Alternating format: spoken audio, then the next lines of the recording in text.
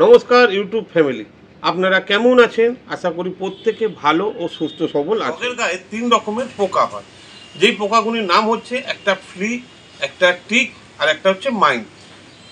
যেটা হচ্ছে কি টিক আর মাইন্ড যেটা, ওটাকে কিন্তু ইজিলি আমরা হাত দিয়ে রেগুলার চেক করে বার করে দিতে পারবো।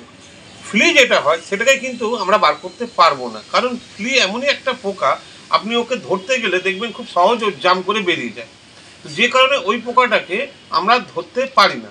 তো এই পোকাটাকে মারার একটা ভালো কৌশল আছে, যেই কৌশলটাকে আজকের আমি আপনাদেরকে দেখাবো। ডগ প্রত্যেকের কাছে প্রিয়, এরা আমার বাড়ির মেম্বার বলতে পারেন। এই যে আমার কাছে যেমন বসে রয়েছে, প্রত্যেকের কাছেই এরমভাবে ডগ তাকে আপন করে নেয়, আমরাও তাকে আপন করে নিই, কিন্তু ডগকে আমাদের কেয়ার করতে হবে।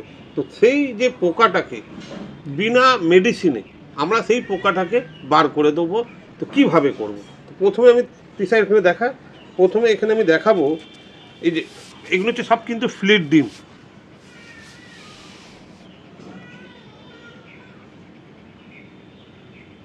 দেখা যাচ্ছে?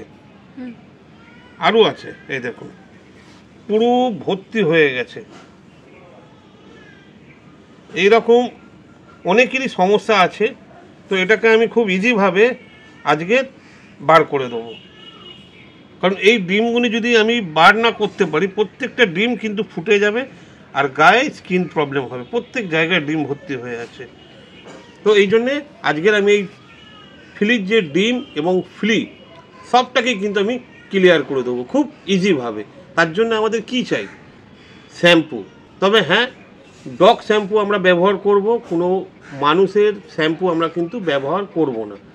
যেটা ভেটেরিনারি শপে ডগের জন্যই শ্যাম্পুটা তৈরি হয়, সেই শ্যাম্পুই কিন্তু আমরা এর বডিতে যখনই অ্যাপ্লাই করব, ডিমগুলি অটোমেটিক নষ্ট হয়ে যাবে এবং যে ফ্লিগুলিকে আমরা ধরতে গেলে যে জাম করে পালিয়ে যায়, সেটাও কিন্তু ওখানে আটকা পড়ে যাবে। আটকা বলতে দাঁড়িয়ে যাবে। তো তখন আমরা ইজিলি সেটাকে ধরে বার করে মেরে দেবো। চলুন আমি আপনাদেরকে দেখাই কিভাবে করব। প্রথমেই ডগের বডিতে ভালো করে জল দিয়ে ভিজিয়ে নিতে হবে। এই যে লুজ মি আপ শ্যাম্পু, এটা খুব ভালো শ্যাম্পু, এটা একটা ন্যাচারাল শ্যাম্পু, তো এটাকেই আমি ইউজ করি।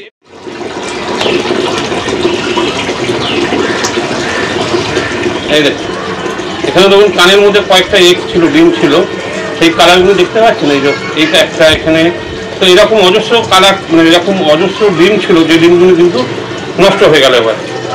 তাহলে এই তো এখানে দেখুন ডিম ছিল, এই ডিমগুলির কালার দেখতে পাচ্ছেন কেমন হয়ে গেছে। এই যে ফ্লির এগুলি কিন্তু এই,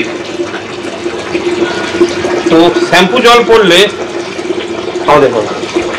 শ্যাম্পু জল পড়লে ফ্লির যে এগগুলি, যে ডিমগুলি থাকে, সেটাও কিন্তু নষ্ট হয়ে যায়। এটা একটা খুব বড় অ্যাডভান্টেজ, যে ফ্লির ডিমও কিন্তু পুরোপুরি বডি থেকে, যা হয়তো আমরা ফ্লিটা বার করে দেবো, ফ্লি তো মরে না, কিন্তু ডিমগুলি কিন্তু নষ্ট হয়ে যায়।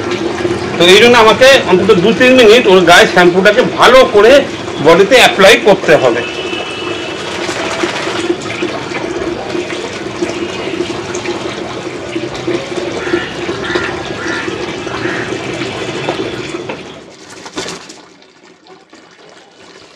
ডগ যখন বডিটা ঝেড়ে নেবে, তো তারপরে একটা টাওয়াল বা চাদর বিছিয়ে নেবেন। আর ঠিক এইভাবে দেখুন, টিক থাক, ফ্লি থাক, প্রত্যেকটা জিনিসকেই আপনি একটা একটা করে কিন্তু বার করে দিতে পারবেন।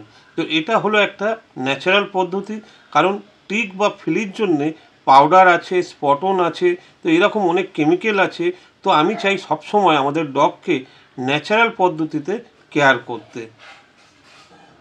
এই পদ্ধতিতে আপনি যদি আপনার ডগের টিক ফ্লি রিমুভ করেন, তাহলে আপনার ডগও কিন্তু চিরকালের জন্য সুস্থ সবল ও ভালো থাকবে।